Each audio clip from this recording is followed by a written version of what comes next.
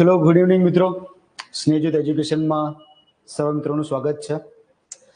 મિત્રો આજે આપણે અભ્યાસ કરવાનો છે કમ્પ્યુટરનો અને એની શરૂઆત એનો જે બેઝિક જે પરિચય છે ત્યાંથી આપણે કરીશું. અને તમને ખબર જ છે મિત્રો કે નોટિફિકેશન આવ્યા પ્રમાણે એએમસી ક્લર્કની એક્ઝામ કંઈક નજીકના સમયમાં લેવાની છે, ત્યારે આપણા માટે આ સબ્જેક્ટ બહુ જ મહત્વનો બની જાય છે. બરાબર છે, એટલે આમાંથી તમારે કશું કંઈ છોડવાનું આવતું નથી. બરાબર, તમે નોર્મલ સિલેબસ તો જે પૂરો કરો જ છો જીકેનો, બરાબર છે. પછી કમ્પ્યુટર છે મિત્રો, એ તમને ના ખાલી એએમસી ક્લર્ક પણ બીજી ઘણી એવી એક્ઝામ છે ક્લાસ 3ની જેમાં તમને બહુ જ મહત્વપૂર્ણ સાબિત થશે. તો આપણે વધારે સમય વેસ્ટ ના કરતા આપણે ટોપિક પર આવી જઈએ. કમ્પ્યુટર. આપણે મિત્રો એના ઇતિહાસની વાત કરીએ કે ભાઈ કમ્પ્યુટરની જરૂરત કેમ પડી છે, એનો મેન ઉપયોગ શું છે. ચલો તમને સિમ્પલ કોઈ એમ પૂછવામાં આવે કે ભાઈ કમ્પ્યુટર એટલે શું, બરાબર, તો તમને ખબર હોવી જોઈએ કે કમ્પ્યુટરનો જે મેન ઉદ્દેશ્ય હતો કે ભાઈ ગણતરી કરવા માટેનું એક માધ્યમ. પણ કેવું માધ્યમ? ઇલેક્ટ્રોનિક. બરાબર છે, આ કેવું માધ્યમ છે? ઇલેક્ટ્રોનિક. તો સાહેબ શું ડાયરેક્ટ કમ્પ્યુટરની શોધ થઈ ગઈ કે એની પહેલા બી કંઈ ઘટના થઈ હતી? તો ડેફિનેટલી બરાબર છે કે ડાયરેક્ટ કમ્પ્યુટર અસ્તિત્વમાં નથી આવ્યું. બરાબર છે, સ્ટેપ બાય સ્ટેપ આગળ વધતા ગયા છે અને એ રીતે આપણે કમ્પ્યુટર જે અત્યારે હાલ તમે હથેળીમાં પણ લઈ શકો છો એટલા નાના કમ્પ્યુટર અત્યારે અસ્તિત્વ ધરાવે છે. બરાબર સાહેબ, હથેળીમાં, હા તમે મોબાઈલ યુઝ કરો છો, શું છે? બરાબર છે, ના ટેબ્લેટ આવી ગયા છે, શું છે? બધા કમ્પ્યુટરના પ્રકાર જ છે મિત્રો. બરાબર, પણ મહત્વની જે વાત છે કે ભાઈ કમ્પ્યુટર જે તે સમયે શોધાયું હતું તેનો મેન ઉદ્દેશ્ય શું હતો? તો ભાઈ ગણતરીનો હતો. તો આપણે સ્ટેપ બાય સ્ટેપ આગળ વધીએ કે ભાઈ પહેલા કયું યંત્ર અસ્તિત્વમાં આવ્યું, કયા યંત્રને બેઝ બનાવવામાં આવ્યો કે જેથી કરીને કમ્પ્યુટર જે હાલની જે અત્યારે શું કહેવાય કે ડિજિટલાઇઝેશનના જે યુગમાં જેનું જે મહત્વ છે, બરાબર છે, તો એની આપણે જે ચર્ચા કરવાની છે. તો જોઈએ તો આજે મિત્રો આપણે જે બી કંઈ અભ્યાસ કરવાનો છે ફેક્ચ્યુઅલ ડેટા, કે તમને ફેક્ટ સીધું પૂછાઈ જાય કે ભાઈ કમ્પ્યુટરનું કંઈ બી આવો પ્રશ્ન આવી જાય કે ભાઈ કમ્પ્યુટર શબ્દ છે એ કઈ ભાષાનો શબ્દ છે, પહેલો પ્રશ્ન તમને આવો આવી જાય. બરાબર છે, જેને આપણે ગૂગલી બોલ કહી શકીએ છીએ. બરાબર છે, કયો બોલ? ગૂગલી બોલ. જો તમને ખબર પડે કે ભાઈ જે તમારી જે ગેંદ જે તમારી તરફ આવી રહી છે, દડો તમારી તરફ આવી રહ્યો છે, એ ધીમી ગતિનો છે, જો તમને આઈડિયા આવી જાય તો તમે એ બોલ પર સિક્સર મારી શકો છો. અને જો તમને આઈડિયા નથી આવતો ભાઈ કે પેલો બોલર છે એક્શન કરે છે તો તમને એવું કે ભાઈ ફાસ્ટ ફેંકશે. બરાબર છે, પણ એવું હોતું નથી. અને એકદમ સ્લોલી આવી જાય અને મસ્ત સ્ટમ્પની અંદર બોલ ઘૂસી જાય તો શું થાય? આઉટ થઈ જવાય ને. તો આવું જ કંઈક છે મિત્રો અહીંયા કે ગૂગલી બોલ ફેંકી દે એવી રીતે કે ભાઈ કમ્પ્યુટર શબ્દ છે એ કઈ ભાષાનો છે, તો આપણને ખબર હોવી જોઈએ કે ભાઈ કઈ ભાષા છે? ભાઈ લેટિન ભાષા છે. કઈ ભાષાનો શબ્દ છે? લેટિન ભાષાનો છે. કે ભાઈ લેટિન ભાષાનો શબ્દ છે કમ્પ્યુટેરા. બરાબર છે, કમ્પ્યુટ એ પરથી આવ્યું છે ભાઈ ટુ કમ્પ્યુટ. કમ્પ્યુટેરા પરથી આવ્યો છે ટુ કમ્પ્યુટ એટલે કે ગણતરી કરવી. ભાઈ ટુ કમ્પ્યુટ એટલે ભાઈ ગણતરી કરવી. અને તેના પરથી જ આ મિત્રો આ એક શબ્દ અસ્તિત્વમાં આવ્યો છે જેનું નામ છે કમ્પ્યુટર. બરાબર છે, ઈઆર પ્રત્યે લાગ્યો છે, અહીંયા તમે જોઈ શકો છો ઈઆર પ્રત્યે લાગ્યો છે. એ ભાઈ કમ્પ્યુટર એટલે ભાઈ ગણતરી કરતું યંત્ર. બરાબર છે, સામાન્ય પ્રશ્ન તમને એક્ઝામમાં પૂછાઈ જાય કે કમ્પ્યુટર એટલે શું? તો કમ્પ્યુટર એટલે કે ભાઈ ગણતરી કરતું યંત્ર. પણ કેવી રીતે? ભાઈ ઇલેક્ટ્રોનિક. બરાબર છે, જોઈએ આગળ કે કમ્પ્યુટરને ગુજરાતીના ભાઈ સંગણક કહેવાય છે. બરાબર છે, કમ્પ્યુટરને ગુજરાતીમાં શું કહેવાય છે? સંગણક. કમ્પ્યુટરની શોધનો મૂળ હેતુ, બરાબર છે, મેં આગળ જે કથા કરી હતી મિત્રો એ અહીંયા તમને વાક્ય સ્વરૂપે જોવા મળે છે કે કમ્પ્યુટરનો મુખ્ય હેતુ શું હતો? ભાઈ ઝડપી ગણતરી કરવી. મુખ્ય હેતુ, મુખ્ય ઉદ્દેશ્ય કહો કે ભાઈ શું છે? કે ભાઈ ઝડપી ગણતરી કરવી. આ એક જ સ્લાઇડમાંથી મિત્રો તમને 4 થી 5 પ્રશ્નો પૂછાઈ જાય. બરાબર છે, નાગરે નારાયણને તમે બેઠક કહેવાય ને કે એક શબ્દમાં નહીં, તમે વિધાનમાં મૂકી દે ભાઈ નીચેનામાંથી કયું વિધાન અયોગ્ય છે. તો મિત્રો આવો બી કઈ પ્રશ્ન બની શકે. એટલે એવું જરૂર નથી કે હું જે ગૂગલી બોલની વાત કરું છું તમને ગૂગલી ઓવરવાળો એક પ્રશ્ન પૂછાઈ જાય. બરાબર છે, કે 4-5 વિધાન આપી દીધા હોય અને પછી કીધું હોય કે આમાંથી કયું વિધાન ખોટું છે. બરાબર છે, તો જોઈએ આગળ આપણે. તો ફરીથી કહીશ કે આ એક સ્લાઇડ છે ને આપણી મિત્રો એ બહુ જ મહત્વની છે. આમાંથી તમારા ગણીને 4 થી 5 પ્રશ્નો આરામથી નીકળી શકે છે. આગળ વધીએ. ચલો, બધાને જોઈને થતું હશે સાહેબ આ શું નવું લઈને આવ્યા, બરાબર છે? તો મિત્રો આને આપણે કહીએ છીએ મણકા ઘોડી. શું કહીએ છીએ? મણકા ઘોડી. બરાબર છે. જયારે આપણે નાના હતા બાલ મંદિરમાં ત્યારે કદાચ આનો લાભ લીધો હોય, બરાબર છે? જાણે લીધો હોય, અત્યારે લાઈવ તો કોઈ છે નહીં, બરાબર, પણ જાણે લીધો હોય જ્યારે બી વિડીયો જોયો ત્યારે જરા હેન્ડ રાઇઝ કરજો. ચલો, ઓકે. અહીંયા જુઓ તમે, અબાકસ. આ શું છે મિત્રો? અબાકસ એટલે કે એક પ્રકારની મણકા ઘોડી. ભાઈ ગણતરી કરવા માટે સૌથી પહેલા જો કોઈ સાધન વપરાયું હોય તો એ હતું મિત્રો અબાકસ. શું છે? અબાકસ. હવે આનો થોડો આપણે ઇતિહાસ જોઈએ, બરાબર છે? આનો એક થોડો ઇતિહાસ જોઈએ જે એક્ઝામ તમને પૂછવા યોગ્ય છે. તો પ્રશ્ન મિત્રો પહેલો એવો જ થાય કે ભાઈ અબાકસ છે એની શોધ કયા દેશ દ્વારા કરવામાં આવી હતી? પહેલો જ પ્રશ્ન મિત્રો આવો બને તો આપણને ખબર હોવી જોઈએ કે ભાઈ ચીન દેશે ભાઈ અબાકસ જે આપણું જે ગણતરી કરવાનું જે પહેલું સાધન છે એને શોધ્યું હતું, બરાબર છે? તેને સાદી ગણતરી માટેનું પ્રથમ યંત્ર કહેવાય છે ભાઈ. ચલો, સાદી ગણતરી માટેનું પ્રથમ યંત્ર કયું હતું અને તે કયા દેશ દ્વારા શોધવામાં આવ્યું હતું? આવો પ્રશ્ન પૂછાઈ જાય, બરાબર છે? તો આપણને ખબર તરત પડી જાય કે ભાઈ ચીન દ્વારા શોધવામાં આવ્યું હતું જેનું નામ હતું અબાકસ, બરાબર, જેને આપણે સાદી ભાષામાં મણકા ઘોડી કહી શકાય. ચલો, નેપિયર બોન્સ, બરાબર છે? આ તમે પેલા નેપિયર બોન્સ જોઈ લો, પછી આપણે એની હિસ્ટ્રી જોઈએ.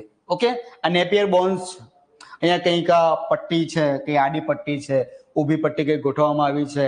અહીંયા 0 થી લઈને 9 સુધીના જે, બરાબર છે, ડેસિમલ પોઈન્ટ છે. અહીંયા બી 1 થી 9 સુધીના છે.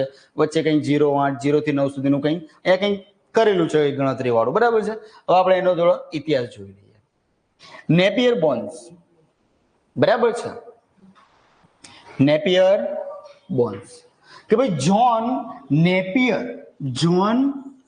નેપિયર નામના એક સ્કોટિશ, બરાબર, સ્કોટલેન્ડના હતા, કે જ્હોન નેપિયર નામના સ્કોટિશ ગણિત શાસ્ત્રીએ ગુણાકાર કરવા માટે આ સાધન શોધ્યું હતું, બરાબર છે? ગુણાકાર કરવા માટે આ સાધન શોધ્યું હતું.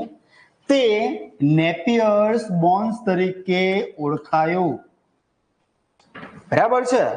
કે ભાઈ જ્હોન નેપિયર જે સ્કોટિશ હતા, જે સ્કોટલેન્ડના વતની હતા, એક ગણિત શાસ્ત્રી હતા જેણે ફક્ત ગુણાકાર સરળ રીતે આપણે કરી શકીએ એના માટે જે સાધન શોધ્યું જેને કહેવામાં આવે છે નેપિયર બોન્સ.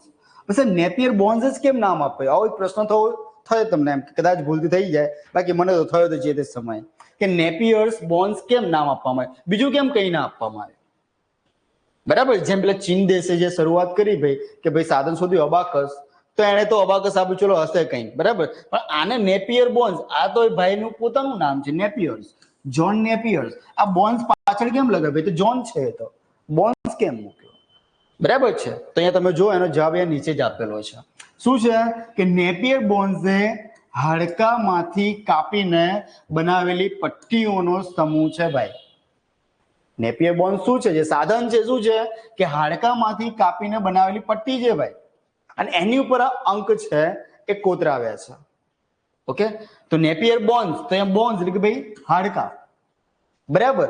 અને નેપિયર્સ એટલા માટે કે ભાઈ જ્હોન નેપિયર્સ નામના વ્યક્તિએ આનો આવિષ્કાર કર્યો છે, માટે જ્હોન નેપિયર્સ, બરાબર છે? એ જે શોધ્યું એને જે સાધન છે એને કહેવામાં આવે છે નેપિયર્સ બોન્સ. ઓકે, બે પટ્ટીઓને પાસે મૂકવાથી ગુણાકાર મેળવી શકાય છે. એ રીતે તેના પર 0 થી 9 અંકોનું અંકન કરેલું હોય છે. ઓકે, આમાંથી બી વિધાન વાક્યો કઈ પૂછાઈ શકે છે કે ભાઈ નેપિયર બોન્સ છે એમાં 0 થી 8 હોય છે, તો ના ભાઈ 0 થી 8 હોતું નથી, 0 થી 9 હોય છે ભાઈ. આપણો શું હોય છે? 0 થી 9 હોય છે. શું નેપિયર બોન્સ છે સરવાળા બાદબાકી માટે એનો આવિષ્કાર કરવામાં આવ્યો હતો? આ વિધાન તમને આપ્યું હોય કે ના ભાઈ? શાના માટે હતું ભાઈ? ગુણાકાર માટે હતું, બરાબર છે? નેપિયર બોન્સ છે, બરાબર છે, જે સાધન છે એ કોઈ ચાર્લ્સ નેપિયર્સે શોધ્યું હતું? ના ભાઈ, ચાર્લ્સ નેપિયર્સ હતો એ જ્હોન નેપિયર્સ હતો. બરાબર છે. તો વિધાન કોઈ પણ રીતે પૂછાય. આપણે બસ આ એક સ્લાઇડમાંથી એક વિધાન એમ સમજી લો કે તમને એક અહીંયા આમાંથી જ એક પ્રશ્ન પૂછાઈ લીધો છે. બરાબર છે. તો તમને આવડવું જોઈએ. ચલો જોઈ શકો છો મિત્રો, આ છે સ્લાઇડ રૂલ. આને કહેવામાં આવે છે સ્લાઇડ રૂલ. ઓકે, જે લોકો એન્જિનિયર ફિલ્ડ સાથે હશે એ લોકોને કદાચ કંઈક એમને 1 યર ટાઈપનું કંઈક આકૃતિ લાગતી હશે કે ભાઈ જે 1 યર આવતું હતું એને કંઈક આવું કંઈક આવતું હતું, જેમાં ડાયામીટર ને જે અમુક નાનામાં નાના જે હોય છે એની માપણી કરવા માટે જે વપરાય છે. બરાબર, 1 યર આ કંઈક એના જેવું કંઈક લાગે છે કે પટ્ટી ખસેડો અને સંખ્યાનો જે તે જવાબ મેળવો, કંઈક એના જેવું લાગે છે. ઓકે, જોઈએ આપણે. ચલો શું કીધું છે આમાં કે ભાઈ વિલિયમ ઓટ્રેડી, શું નામ છે? વિલિયમ ઓટ્રેડી નામના અંગ્રેજ ગણિતશાસ્ત્રીએ સ્લાઇડ રૂલની શોધ કરી હતી. કોણે કરી હતી ભાઈ? વિલિયમ ઓટ્રેડ. પેલા નેપિયર્સ બોન્સ વાળા કોણ હતું? John Napier. નેપિયર બોન્સ છે એ કેવા પ્રકારની ગણતરી માટે વપરાતું હતું? ભાઈ ગુણાકાર માટે વપરાતું હતું.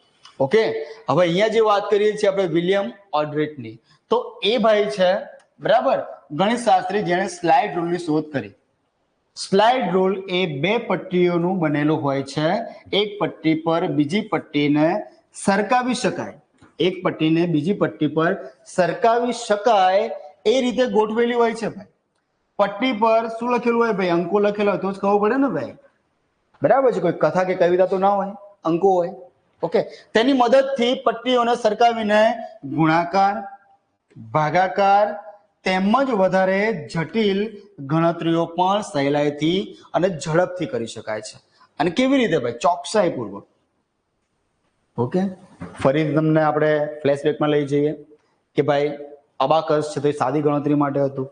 નેપિયર બોન્સ છે એ ફક્ત અને ફક્ત ગુણાકાર માટે હતું. આગળ વધતા ગયા અને આપણી પાસે એક સાધન અસ્તિત્વમાં આવ્યું જેનું નામ છે સ્લાઇડ રૂલ. તો એ તમે જોઈ શકો છો કે એનો જે ઉપયોગ છે એ ગુણાકાર અને ભાગાકાર બંને માટે થતો હતો. ઓકે, ચલો આગળ વધીએ આપણે. ચલો જોઈ શકો છો આ જે યંત્ર છે એનું નામ છે પાસ્કલાઇન. શું નામ છે? પાસ્કલાઇન. ધ્યાનથી જોઈ લેજો, ઝૂમ કરવું તો ઝૂમ કરીને જોજો. આને કહેવાય પાસ્કલાઇન. ઓકે, જોઈએ આગળ. ભાઈ સરવાળા તથા બાદબાકી. ચલો મિત્રો, સરવાળા તથા બાદબાકી કરવા માટે ફ્રેન્ચ વૈજ્ઞાનિક બ્લેઝ પાસ્કલ, સરવાળા તથા બાદબાકી કરવા માટે ફ્રેન્ચ વૈજ્ઞાનિક છે બ્લેઝ પાસ્કલ ગણતરી કરવા માટે એક યંત્ર શોધ્યું. તેને કહેવામાં આવે છે પાસ્કલાઇન. શું કહેવામાં આવે છે? પાસ્કલાઇન. ફરીથી ફ્લેશબેકમાં આપણે જઈશું મિત્રો. ભાઈ અબાકસ છે એ સાદી ગણતરી માટેનું પહેલું યંત્ર. એનાથી આપણે આગળ વધ્યા કે ભાઈ આપણે ભણ્યા કે ભાઈ નેપિયર બોન્સ, તો એ ગુણાકાર કરવા માટે. એનાથી આપણે આગળ વધ્યા અને આપણી પાસે એક આયા હતા પેલા ઓડ્રિટ નામના વ્યક્તિ, વિલિયમ ઓડ્રિટ, જે લઈને આવ્યા સ્લાઇડ રૂલ. અને એમાં આપણે જોયું કે એમાં ગુણાકાર અને ભાગાકાર બંને થતું હતું. બરાબર, તો જો ગુણાકાર આવી ગયું, ભાગાકાર આવી ગયો, બચ્યા કોણ? ભાઈ સરવાળા અને બાદબાકી. તો આના માટે જે યંત્ર અસ્તિત્વમાં આવ્યું જેનું નામ છે પાસ્કલાઇન. ઓકે, પાસ્કલાઇન. તો ગુણાકાર આવી ગયું, ભાગાકાર આવી ગયું, સરવાળા અને બાદબાકી, આ ચારે ચાર વસ્તુ આપણી પાસે આવી ગયું. જોઈએ અહીંયા આપણે કે ભાઈ પાસ્કલાઇન એ વિવિધ હારબંધ ધરી પર ગોઠવેલા ચક્રોનું બનેલું હોય છે, જે ચક્રો પરસ્પર દાંતાની સહાયથી ફરતા હોય છે. ઓકે, આપણે ઘરમાં પંખો હશે, એનું કંઈક આ રેગ્યુલેટર છે, અહીંયા કંઈક નિશાની કરેલી છે કંઈક આવી. ઓકે, અહીંયા કંઈક હશે કે ભાઈ 1 2 3 4 આવું કંઈક હોય છે.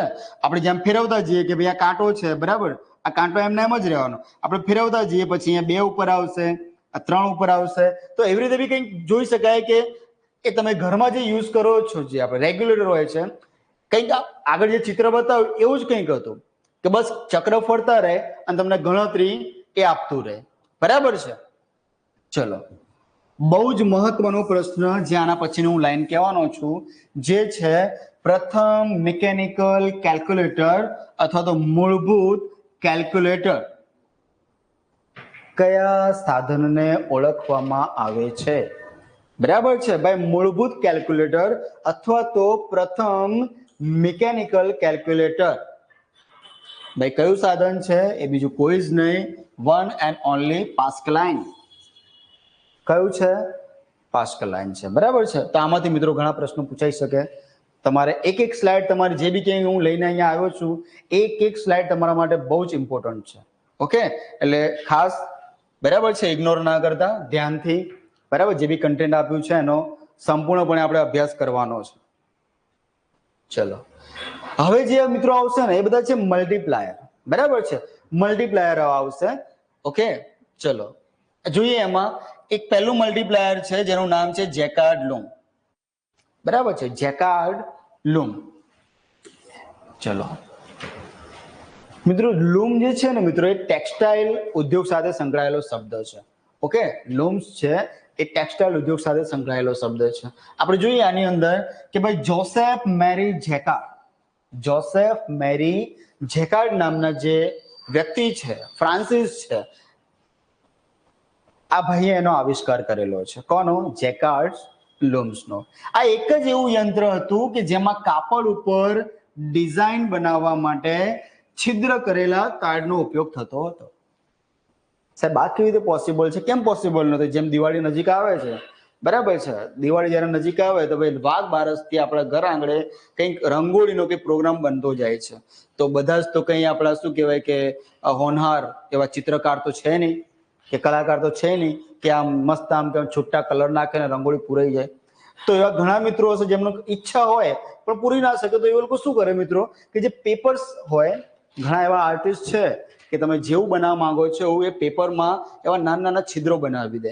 બસ એની પર તમે કલર નાખો એટલે નીચે એની છાપ પડી જાય. તો અહીંયા બી મિત્રો કંઈક એવું જ છે કે જેકાર્ડ લૂમ્સ છે એનું કાર્ય કંઈક આવું જ છે કે ભાઈ કાપડ ઉપર ડિઝાઇન બનાવવા માટે શું કહેવાય, એની પર છિદ્રો કરી દેવામાં આવે, નાના નાના છિદ્રો કરી દેવામાં, એની પર ડાય છે એ ફેરવવામાં આવે જેથી કરીને નીચે ચિત્ર પડી જાય.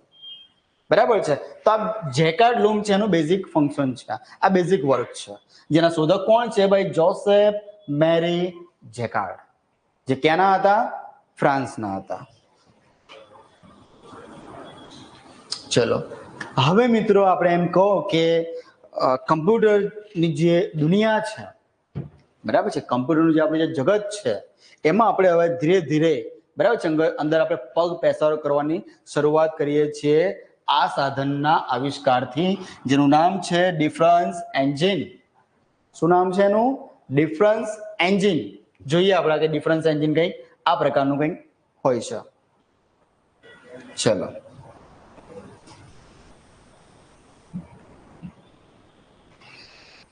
હવે કોમ્પ્યુટર જગતના અમિતાભ બચ્ચન કહો તો અમિતાભ બચ્ચન, સલમાન ખાન કહો તો સલમાન ખાન, એની એન્ટ્રી પડી ગઈ છે અને એ છે આપણા ચાર્લ્સ બેબેજ.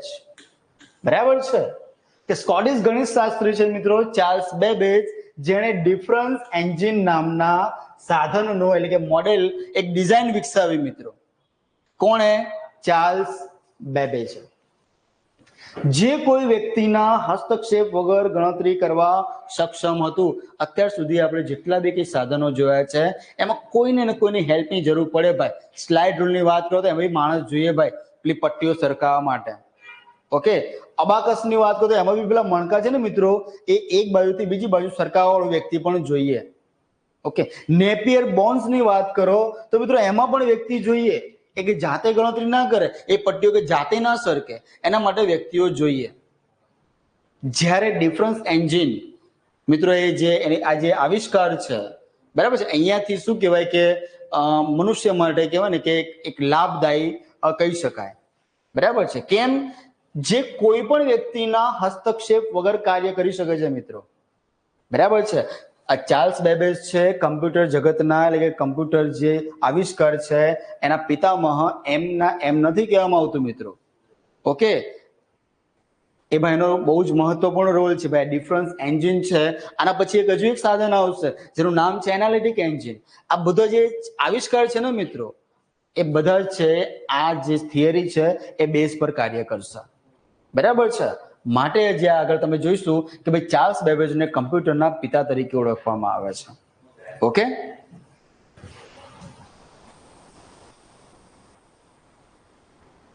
જોઈએ મિત્રો, હવે આ છે એનાલિટિક એન્જિન. તમે ફોટો જોઈશો જાણે કે કોઈ સુતરાઉ કાપડની મિલના કોઈ યંત્ર ગોઠવ્યા હોય એવું લાગે છે, બરાબર. જેણે યંત્રો જોયા છે એને જ ખબર હશે કે આવા કંઈક હશે. ઓકે, ચલો. Analytic engine. ચાર્લ્સ બેબેજ નામના સ્કોટિશ ગણિતશાસ્ત્રીએ એનાલિટિક એન્જિન, બરાબર છે, કેવું એન્જિન? Analytic engine. કોણે? ચાર્લ્સ બેબેજ, બરાબર છે. સ્કોટિશ ગણિતશાસ્ત્રી હતા મિત્રો. ચલો તમને સિમ્પલ એમ પૂછી લેવામાં આવે કે ભાઈ ચાર્લ્સ બેબેજ છે ક્યાંના વતની હતા? સિમ્પલ આવો પ્રશ્ન પૂછાઈ જાય તો તમને આવડવું જોઈએ ભાઈ કોણ છે? ભાઈ સ્કોટિશ, સ્કોટલેન્ડના છે ભાઈ. ઓકે.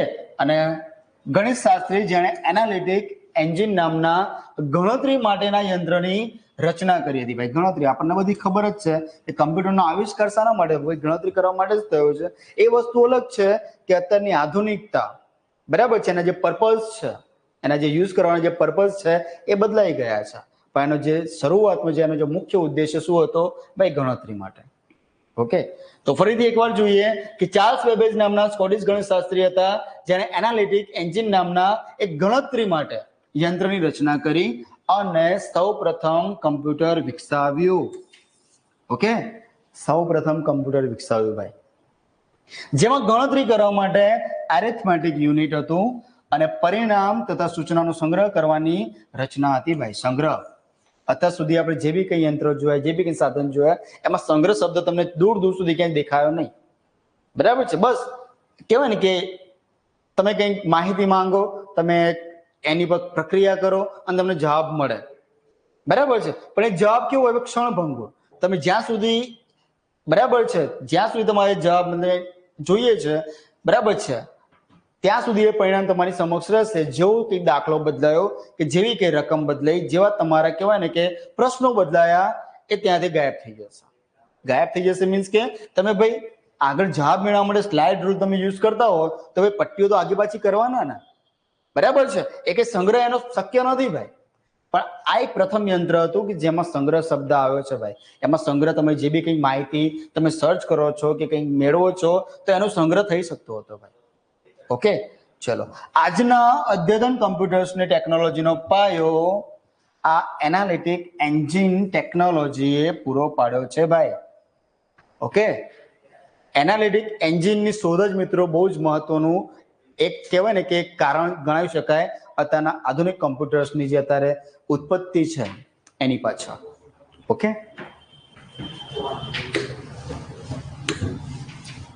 આ પ્રદાનને કારણે ચાર્લ્સ બેબેજને, આ પ્રદાન એટલે કે ભાઈ એનાલિટિક એન્જિન, બરાબર છે. ચાર્લ્સ બેબેજને અદ્યતન કમ્પ્યુટર્સના પિતામહ તરીકે ઓળખવામાં આવે છે, બરાબર છે. કમ્પ્યુટર્સ જગતના પિતામહ અથવા તો પિતા તરીકે કોને ઓળખવામાં આવે છે ભાઈ? ચાર્લ્સ બેબેજને ઓળખવામાં આવે છે. બહુ જ મહત્વનો પ્રશ્ન, બહુ ઘસાઈ ગયેલો પ્રશ્ન. અને કોઈ જે કોમ્પિટિશન એક્ઝામની તૈયારી કરતા હોય અને જો આનો જવાબ ના આવડતો હોય તો કઈ મતલબ નથી ભાઈ તૈયારી કરવાનો તમારી, બરાબર છે. જો તમે અત્યારના આધુનિક યુગમાં જો તમે તૈયારી કરી રહ્યા છો અને તમને જો આ જવાબ ખબર ના હોય કે ભાઈ કમ્પ્યુટરના પિતા કોણ છે, તો તમે ખરેખર તૈયારી કરો છો કે પોતાની જાત સાથે મજાક કરો છો એ તમારે જાતે નક્કી કરવું પડે. ઓકે, ચલો આગળ વધીએ આપણે. ચલો, કમ્પ્યુટર પ્રોગ્રામ, બરાબર છે. કમ્પ્યુટર પ્રોગ્રામ જોઈએ. આમાં સૌપ્રથમ કમ્પ્યુટર પ્રોગ્રામ બનાવનાર લેડી એડી અગસ્તા, બરાબર છે. એટલે કે ટૂંકમાં પ્રશ્ન એવો પૂછવામાં આવે કે ભાઈ કમ્પ્યુટરના પિતા તો ખબર પડી ગઈ, પણ તમને એમ પ્રશ્ન પૂછવામાં આવે કે કમ્પ્યુટરના માતાનું બહુમાન કોને મળેલ છે? કમ્પ્યુટરના માતા. તો ભાઈ આ તમને ખબર હોવી જોઈએ. શું નામ છે? લેડી એડી અગસ્તા, બરાબર છે. જેમણે શું કર્યું હતું ભાઈ? સૌ પ્રથમ પહેલું કોઈ જો પ્રોગ્રામિંગ કર્યું હોય ને તો ભાઈ એ હતા, બરાબર છે. ભાઈ ચાર્લ્સ બેબેજે તો ખાલી બોડી વિકસાવી છે ભાઈ, પણ એમાં પ્રાણ પૂરવાનું કામ કોઈએ કર્યું હોય તો મિત્રો મેડમ અગસ્તા હતા. ઓકે, આત્મા પૂરવાનું કામ કર્યું હોય તો લેડી અગસ્તા હતા. એટલે આ તમારે યાદ રાખવાનું છે ભાઈ. ઓકે, ખાલી ખોડિયું એમ ના ચાલે ભાઈ, એમાં પ્રાણ હોવો જોઈએ. અને પ્રાણ પૂરવાનું કામ મિત્રો અગસ્ત્યાએ કર્યું હતું. ઓકે, એનાલિટિક એન્જિનમાં પ્રથમ પ્રોગ્રામ બનાવ્યો હતો ભાઈ. એનાલિટિક એન્જિનમાં પ્રથમ પ્રોગ્રામ બનાવનાર વ્યક્તિ હતા લેડી એડી અગસ્તા. ડેટા સંગ્રહ કરવા માટે ભાઈ આઈબીએમ કંપનીનું નિર્માણ થયું ભાઈ. ડેટાનો સંગ્રહ કરવા માટે કોનું નિર્માણ થયું ભાઈ? આઈબીએમ. તમે જે બી કંઈ સર્ચ કરો છો એનો સંગ્રહ તો થવો જોઈએ ને ભાઈ, બરાબર છે. એટલે એના માટે આઈબીએમ કંપનીનું નિર્માણ થયું, જેનું ફૂલ ફોર્મ એક્ઝામમાં મિત્રો પૂછવા યોગ્ય છે. શું છે ભાઈ?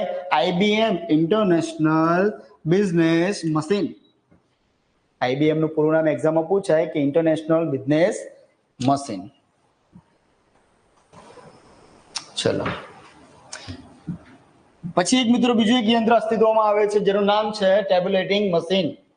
જેનું નામ છે ટેબ્યુલેટિંગ મશીન.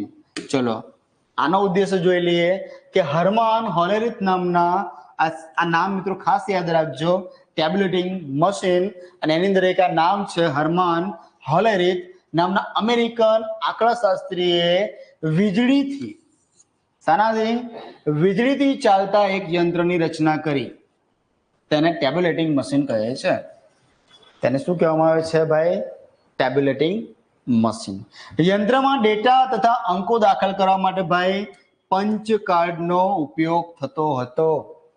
તો પંચ કાર્ડનો જે ઉલ્લેખ છે, બરાબર છે, એ કયા મશીનમાં થયો ભાઈ? તો ટેબ્યુલેટિંગ મશીનમાં. ખાસ યાદ રાખજો, ટેબ્યુલેટિંગ મશીન, જેમાં શું વાત કરી છે કે ભાઈ ડેટા તથા અંકો દાખલ કરવા માટે પંચ કાર્ડનો ઉપયોગ થતો હતો. ઓકે, વધીએ આગળ. પંચ કાર્ડની શોધનો શ્રેય પણ હર્માન હોલેરિથને જ મળે છે ભાઈ, જેનો ઉપયોગ યુએસએની વસ્તી ગણતરી કરવા માટે થયો હતો. બહુ જ મહત્વનું વાક્ય, બરાબર છે, બહુ જ મહત્વનું. અને બની શકે કે જે ટેબ્યુલેટિંગ વાળું જે આખા જે ચારેક વાક્યો છે એ વિધાન સ્વરૂપે આવે તો તમને આવડવા જોઈએ, બરાબર છે ભાઈ. ટેબ્યુલેટિંગ મશીન છે, બરાબર. એનો સૌ પ્રથમ ઉપયોગ ક્યાં થયો હતો કે ભાઈ યુએસએની વસ્તી ગણતરી કરવા માટે થયો હતો ભાઈ. યુએસએની વસ્તી ગણતરી કરવા માટે થયો હતો ટેબ્યુલેટિંગ મશીનનો. અને એમાં ડેટા છે ઇમ્પોર્ટ કરવા માટે શાનો ઉપયોગ થતો હતો? એટલે કે ડેટા છે, અંક છે, એને અંદર નાખવા માટે, બરાબર છે, અંકોને દાખલ કરવા માટે પંચ કાર્ડનો ઉપયોગ થતો હતો, બરાબર છે. ચલો, હવે આપણે અભ્યાસ કરવાનો છે મિત્રો કમ્પ્યુટરની પેઢીઓ, બરાબર છે. ચલો, પહેલો જ પ્રશ્ન મિત્રો એવો પૂછાય કે ભાઈ અત્યાર સુધી, એટલે કે હાલ 21મી સદીની વાત કરીએ આપણે, કે હાલ કમ્પ્યુટર પેઢીમાંથી અત્યારે કેટલી પેઢીઓ એવી છે જે કાર્યરત છે? કેટલી પેઢી એવી છે જે કાર્યરત છે? બરાબર. તો આ પ્રશ્ન તમને આવડવો જોઈએ કે અત્યારે હાલ આપણે કઈ પેઢીના કમ્પ્યુટર અત્યારે આપણે વાપરીએ છીએ. તો અત્યારે મિત્રો આપણે ચોથી અને પાંચમી બંને પેઢીના કમ્પ્યુટર્સનો આપણે ઉપયોગ કરીએ છીએ. ઓકે, ચોથી અને પાંચમી આ બંને પેઢીનો આપણે ઉપયોગ ચાલુ જ છે હજુ, બરાબર છે. એમાંથી કઈ નામ છે કે એટલું કઈ ફરક નથી પડ્યો, પણ બંનેનું કામ અત્યારે ચાલુ છે. આ તમે જોઈ શકો છો, એક મસ્ત ચિત્ર મૂક્યું છે તમને. બસ આ ચિત્રનો અભ્યાસ કરી લો ને મિત્રો, તમારા 1-2 માર્ક્સ ક્યાંય નથી. આ એક ચિત્ર જોઈ લો, અહીંયા તમને વેક્યુમ ટ્યુબ આપેલું છે, ટ્રાન્ઝિસ્ટર આપેલું છે, ઇન્ટિગ્રેટેડ સર્કિટ છે, માઇક્રો પ્રોસેસર છે, ક્વોન્ટમ કમ્પ્યુટર છે, બરાબર છે. નીચે કંઈક આપેલા છે first generation, third generation, second, third, fourth, fifth આપેલા છે. એની નીચે જ તમે જોઈ શકો છો કે ભાઈ સાલ આપેલી છે. તો ખબર પડે છે કે શું કહેવા માંગુ છું કે ભાઈ એક જે કોલમ છે એ ફર્સ્ટ જનરેશનની છે આખી. આ પહેલી કોલમ દેખાય તમને ફર્સ્ટ જનરેશન, આ સેકન્ડ જનરેશન, થર્ડ, ફોર્થ અને ફિફ્થ જનરેશન. એમાં કઈ કઈ બાબત છે જે એક્ઝામમાં પૂછવા યોગ્ય છે તમને એક જ ફોટામાં બતાવી દીધું છે મિત્રો મેં. ઓકે, જોઈએ આપણે કે ભાઈ પ્રથમ પેઢીનો જે કમ્પ્યુટર છે તેનો જે સમયગાળો છે ભાઈ 45 થી 55. ઓકે, આ કંઈક પ્રથમ પેઢીનો કમ્પ્યુટરનો ફોટો દેખાય છે, બરાબર, કદાચ ઝાંખો દેખાતો હશે. ઓકે, પછી અહીંયા એની અંદર જે સિસ્ટમ વપરાય તેનું નામ છે વેક્યુમ ટ્યુબ છે. આપણે ડીપમાં મિત્રો આનો અભ્યાસ કરીશું. આ તો ખાલી ફોટા ઉપર તમને માહિતી આપી દઉં છું થોડી કે ભાઈ બીજી પેઢી આવે છે તો 55 થી 65 છે. ભાઈ એ કઈ પેઢી છે ભાઈ? તો સેકન્ડ જનરેશન છે. અને એની અંદર કઈ ટેકનોલોજી વપરાઈ હતી તો ભાઈ ટ્રાન્ઝિસ્ટર છે. સેકન્ડ પેઢીમાં ટ્રાન્ઝિસ્ટર છે. થર્ડ પેઢી જોઈએ આપણે કે થર્ડ જનરેશન કે ભાઈ 65 થી લઈને 80, થર્ડ જનરેશન. એની અંદર આપણે કમ્પ્યુટરની જે મિત્રો જે સાઇઝ છે જે તે સમય મિત્રો આખું એક કે બે રૂમ જગ્યા રોકે એટલા મોટા કમ્પ્યુટર્સ હતા જ્યારે વેક્યુમ ટ્યુબનો ઉપયોગ થતો હતો. પછી આપણે આગળ વધ્યા કે સેકન્ડ જનરેશન, તો એનાથી થોડું કદ ઘટ્યું, બરાબર છે. કેટલું? થોડું, વધારે નહીં, બરાબર. કઈ ટેકનોલોજી આવે પછી કે ભાઈ ટ્રાન્ઝિસ્ટરનો જ્યારે આપણે ઉપયોગ કરો ને, આ ટ્રાન્ઝિસ્ટર તમે જોઈ શકો છો, ઝેણા છે ને, નેના. ઓકે, તો આ ટ્રાન્ઝિસ્ટર છે, આ વેક્યુમ ટ્યુબ છે. ઓકે, આ ટ્રાન્ઝિસ્ટર છે. તો જ્યારે ટ્રાન્ઝિસ્ટર જ્યારે અસ્તિત્વમાં આવ્યું, તમે જોઈ શકો છો ભાઈ કમ્પ્યુટર છે એનું કદ છે ને એમાં થોડો ઘટાડો થયો છે. કઈ પેઢીમાં? તો બીજી પેઢીમાં. આગળ વધીએ મિત્રો કે ભાઈ થર્ડ જનરેશન આવી. તો થર્ડ જનરેશન કે ભાઈ સમયગાળો 65 થી લઈને 80. એમાં શું થયું કે ભાઈ આઈસી અસ્તિત્વમાં આવે. આઈસી શું છે ભાઈ? Integrated circuit. ઇન્ટિગ્રેટેડ સર્કિટ એટલે કે ભાઈ એક સિલિકોનની એક નાની ચિપ બનાવેલી હોય, બરાબર છે. જે અત્યાર સુધી વેક્યુમ ટ્યુબ જે જગ્યા વધારે રોકતું હતું એ જ કામ, બરાબર છે. આમાં થોડું કામ ધીમું હતું. અહીંયા ભલે અહીંયા જે સર્કિટ છે, આ જે ટેકનોલોજી છે એના કદમાં ઘટાડો થયો, એની સાથે સાથે એની સ્પીડમાં પણ મિત્રો વધારો થયો છે. ઓકે, તો જોઈએ આપણે કે ભાઈ થર્ડ જનરેશન 65 થી 80, એની અંદર કઈ ટેકનોલોજી આવી? ભાઈ ઇન્ટિગ્રેટેડ સર્કિટ આવી છે. આગળ જોઈએ આપણે કે ભાઈ 80 થી 89. 80 થી 89 શું આવ્યું ભાઈ? ફોર્થ જનરેશન, બરાબર. અને ત્યારે આપણા અસ્તિત્વમાં જે બહુ મહાન વસ્તુ જેને આપણે કહીએ છીએ માઇક્રો પ્રોસેસર. શું અસ્તિત્વમાં આવ્યું ભાઈ? Micro processor.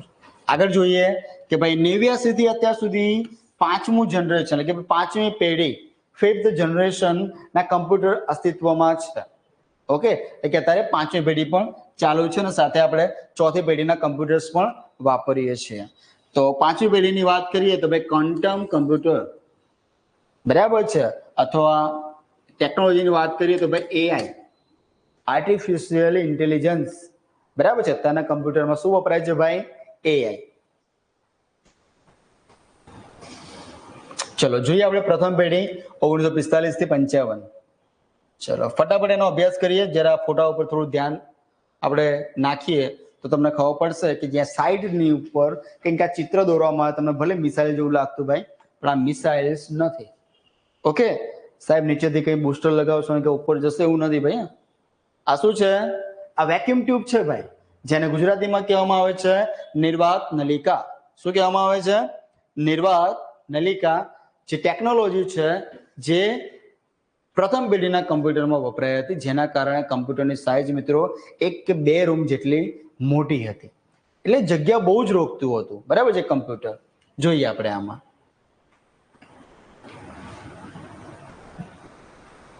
ચલો પ્રથમ પેઢીના કમ્પ્યુટર્સની શરૂઆત ENIAC થી થઈ. ચલો સાહેબ, હવે ENIAC શું છે તેનો આપણે અભ્યાસ કરીએ. ચલો, પ્રથમ પેઢીના કમ્પ્યુટરની શરૂઆત શાનાથી થઈ ભાઈ? ENIAC થી થઈ. ENIAC ની રચના ઈસવીસન 1946 માં થઈ. ENIAC ની રચના છે ક્યારે થઈ? 1946 માં થઈ. University of Pennsylvania. કોના દ્વારા? યુનિવર્સિટી ઓફ પેનિસિલ્વેનિયા દ્વારા, બરાબર છે, ખાતે થઈ છે. કોની? કે ભાઈ ENIAC ની. સૌ પ્રથમ ઇલેક્ટ્રોનિક ગણતરી યંત્ર ENIAC ને ઓળખવામાં આવે છે. સૌ પ્રથમ ઇલેક્ટ્રોનિક, બરાબર છે, યંત્ર જે ગણતરી કરવા માટે વપરાયું હતું એ હતું ENIAC. ENIAC માં 18,000 જેટલી વેક્યુમ ટ્યુબનો ઉપયોગ થતો હતો ભાઈ. ENIAC જે હતું એની અંદર 18,000 જેટલી વેક્યુમ ટ્યુબ. આ વેક્યુમ ટ્યુબ તમે જોઈ શકો છો કે ભાઈ 18,000 વાપરો તો સ્વાભાવિક છે કે ભાઈ કમ્પ્યુટરની સાઇઝ છે અને જે જગ્યા રોકે છે એનું કારણ ક્યાંક ને ક્યાંક મિત્રો વેક્યુમ ટ્યુબ છે. ઓકે, આગળ જોઈએ કે ભાઈ વેક્યુમ ટ્યુબને ગુજરાતીમાં શું કહેવામાં આવે છે? નિર્વાત નલિકા.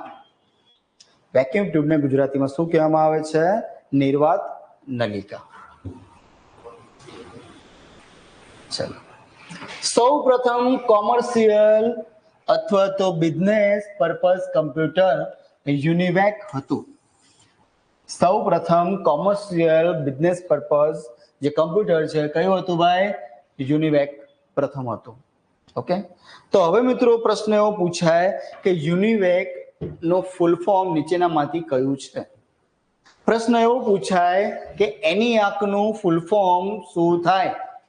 તો તમને બંનેના ફૂલ ફોર્મ ખબર હોવી જોઈએ, બરાબર છે. આપણે યુનિવેક અને એનિયાક. ઓકે, અહીંયા યુનિવેક ની વાત કરીએ તો universal automatic computer, universal automatic computer, બરાબર છે ભાઈ. એનિયાક અને યુનિવેક ના જે શોધક છે જ્હોન ડબલ્યુ મોચલી, બરાબર છે. બે ભક્તો છે, કોઈ એક વ્યક્તિનું કામ નથી આ. ઓકે, જ્હોન ડબલ્યુ મોચલી અને જે પ્રેસ્પર એક્ટ હતા, બરાબર છે ભાઈ. પ્રથમ પેઢીના જે કમ્પ્યુટર હતા એ કઈ ભાષા સમજી શકતા હતા, અથવા પ્રથમ પેઢીના કમ્પ્યુટરમાં કઈ ભાષા વપરાઈ હતી, આવો તમને પ્રશ્ન પૂછાય તો તમને ખબર હોવી જોઈએ કે ભાઈ પ્રથમ પેઢીના કમ્પ્યુટરમાં જે લેંગ્વેજ યુઝ થઈ હતી જેનું નામ છે મશીન લેંગ્વેજ. પ્રથમ પેઢીના કમ્પ્યુટરમાં ભાઈ કઈ ભાષા વપરાઈ હતી? Machine language. જોઈએ તો મશીન લેંગ્વેજ એટલે કે ભાઈ બાઇનરી લેંગ્વેજ, બરાબર છે. બાઇનરી લેંગ્વેજ જેના કોડ શું છે ભાઈ? 0 અને 1. 0 અને 1 એના કોડ છે. બાઇનરી એના જે કોડ છે 0 અને 1, બરાબર છે. એટલે ટૂંકમાં આ જે પ્રથમ પેઢીના કમ્પ્યુટર છે એ મશીન લેંગ્વેજ એટલે કે બાઇનરી લેંગ્વેજ પર કામ કરતા હતા, બરાબર છે. બાઇનરી લેંગ્વેજ પર કામ કરતા હતા. ચલો, એનિયાકની મિત્રો આપણે વાત કરીએ કે ભાઈ electronic numerical integrator and computer. Electronic numerical integrator and computer એનું ફૂલ ફોર્મ છે. આ યાદ રાખજો મિત્રો, એક્ઝામમાં પૂછવા લાયક છે. એનિયાકનું પૂરું નામ નીચેનામાંથી કયું છે? તો electronic numerical integrator and computer. પ્રથમ પેઢીનું કમ્પ્યુટર ભાઈ કયું કયું છે? એક્ઝામમાં તમને આવું પૂછે કે નીચેનામાંથી કયું એ પ્રથમ પેઢીનું કમ્પ્યુટર નથી. પ્રશ્ન આવો પૂછાય તમને કે નીચેનામાંથી કયું એ કમ્પ્યુટર છે જે પ્રથમ પેઢીનું કમ્પ્યુટર ના કહી શકાય? તો તમને ખબર હોવી જોઈએ કે ભાઈ કયા કયા આવશે. ભાઈ એનિયાક તો આવશે જ. ઓકે, એનિયાક આવશે. પછી શું આવશે ભાઈ? એડીવેક બી આવશે, એડીસેક પણ આવશે. એડીવેક, એડીસેક. ઓકે, પછી આવશે યુનિવેક 1, યુનિવેક 2, બરાબર છે. અહીંયા યુનિક કરી નાખજો, બરાબર છે અહીંયા. ઓકે, યુનિવેક 1 અને યુનિવેક 2 આ પણ આવશે. ઓકે, ચલો. તો આપણે પ્રથમ પેઢીના કમ્પ્યુટરની વાત કરી તો એમાંથી કયા કયા પ્રશ્નો પૂછવા લાયક છે? તો પહેલો એનો સમયગાળો ભાઈ ક્યાંથી ક્યાં સુધીનો છે, બરાબર છે. સમયગાળો ભાઈ 45 થી 55 છે. ભાઈ પ્રથમ પેઢીના કમ્પ્યુટરમાં કઈ ટેકનોલોજી વપરાય છે? તો ભાઈ વેક્યુમ ટ્યુબ વપરાયા છે, જેના કારણે કમ્પ્યુટર છે એ જે જગ્યા છે બહુ વધારે પ્રમાણમાં રોકતું હતું, બરાબર છે.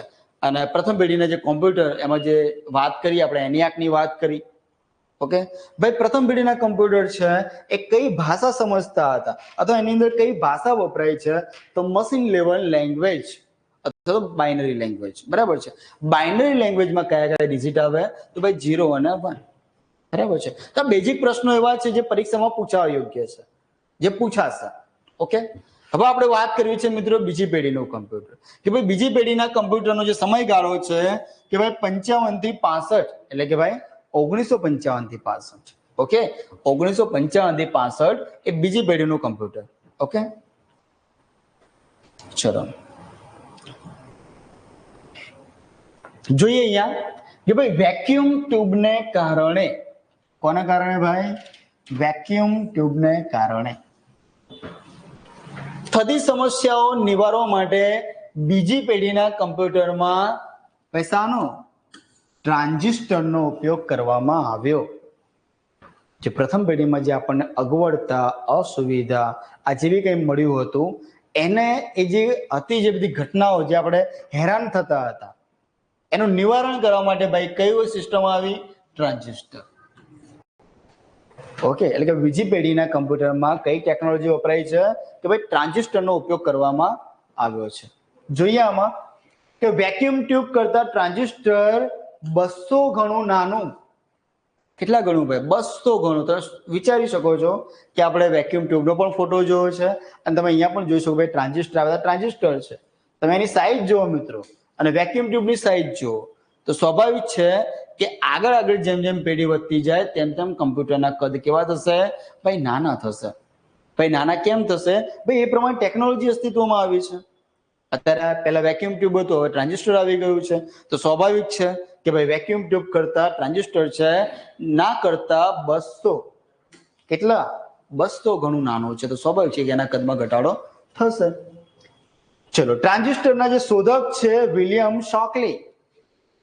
બરાબર, ટ્રાન્ઝિસ્ટરના શોધક કોણ છે? ભાઈ વિલિયમ શોકલી. સાહેબ આ યાદ કેવી રીતે રાખવાનું? તો ભાઈ તમે વિચારો કે ભાઈ વેક્યુમ ટ્યુબ અસ્તિત્વમાં આવ્યું તો વેક્યુમ ટ્યુબ કેટલું મોટું હતું, એ કેટલું મોટું ડિવાઇસ હતું.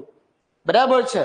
અને તમે જોઈ શકો છો કે તમે ટ્રાન્ઝિસ્ટર જુઓ તો ટ્રાન્ઝિસ્ટર અને વેક્યુમ ટ્યુબ તમે જ્યારે કમ્પેરિઝન કરો તો સ્વાભાવિક છે તમને શોક લાગવાનો.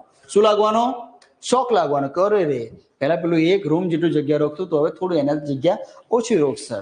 બરાબર છે. પહેલા જે વેક્યુમ ટ્યુબ છે જે ટેકનોલોજી બહુ મોટી હતી, એમ એની સાઇઝ કેવી હતી?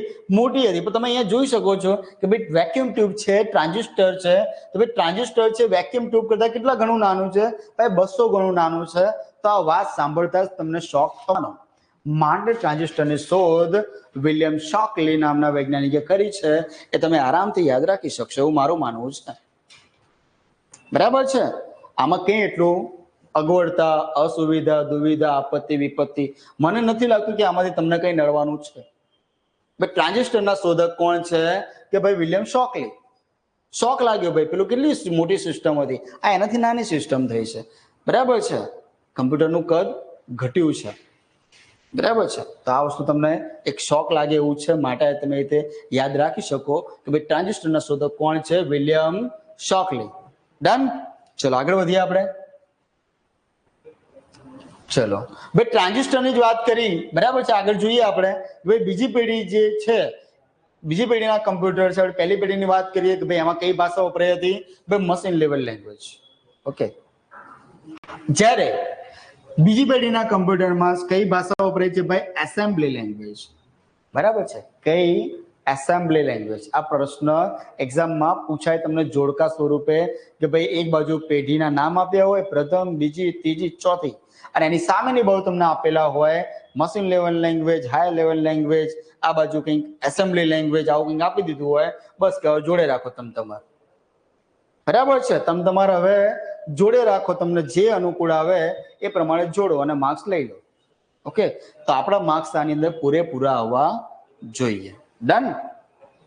ચલો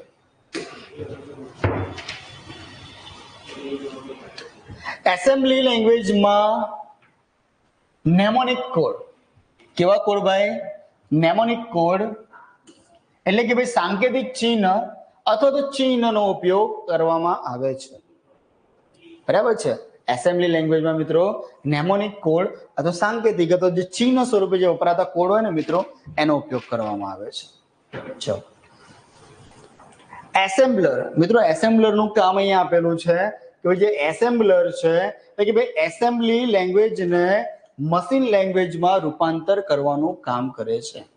બહુ જ મહત્વનો પ્રશ્ન મિત્રો. બરાબર. ગમે એટલે તમે આગળ આગળ કહેવાય ને કે પેઢીનો ભલે ને વિકાસ થતો જાય. બરાબર છે. પરિવર્તન સંસારનો નિયમ છે. ભલે નિયમ આવતા, ભલે પરિવર્તન આવતા, પણ કમ્પ્યુટર છે ફક્ત એક જ ભાષા સમજે છે જેનું નામ છે મશીન લેંગ્વેજ. કમ્પ્યુટર મિત્રો ફક્ત એક જ લેંગ્વેજ સમજાવે, મશીન લેંગ્વેજ. ભાઈ ભલે તમે આગળ વધતા ગયા, નવી નવી ભાષા અસ્તિત્વમાં આવી, પછી એટલે જે હાઈ લેવલ લેંગ્વેજ છે એને છેલ્લે તો મિત્રો રૂપાંતર મશીન લેંગ્વેજમાં જ થવાનું છે, તો જ એનું આઉટપુટ મળશે, બાકી નહીં મળે. ડન છે. તો જોઈએ આપણે કે ભાઈ બીજી પેઢીના કમ્પ્યુટરની વાત કરીએ આપણે.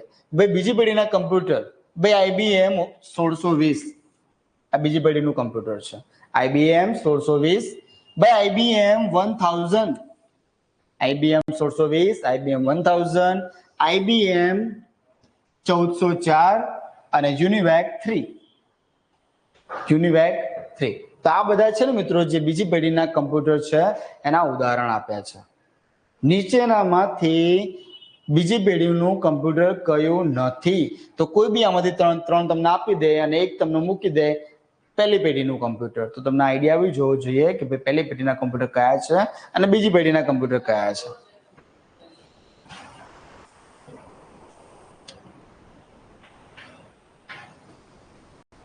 ચલો હવે મિત્રો આપણે અભ્યાસ કરીશું ત્રીજી પેઢીના કમ્પ્યુટર. પહેલી પેઢીના કમ્પ્યુટર જોઈ લીધા, બીજી પેઢીના કમ્પ્યુટર જોઈ લીધા. પહેલી પેઢીમાં આપણે જોયું કે ભાઈ કમ્પ્યુટરની અંદર જે ટેકનોલોજી વપરાતી હતી એનું નામ છે વેક્યુમ ટ્યુબ. બીજી પેઢીના કમ્પ્યુટરમાં આપણે અભ્યાસ કર્યો, બરાબર છે, કે ભાઈ એની અંદર જે ટેકનોલોજી વપરાતી હતી એનું નામ હતું ટ્રાન્ઝિસ્ટર.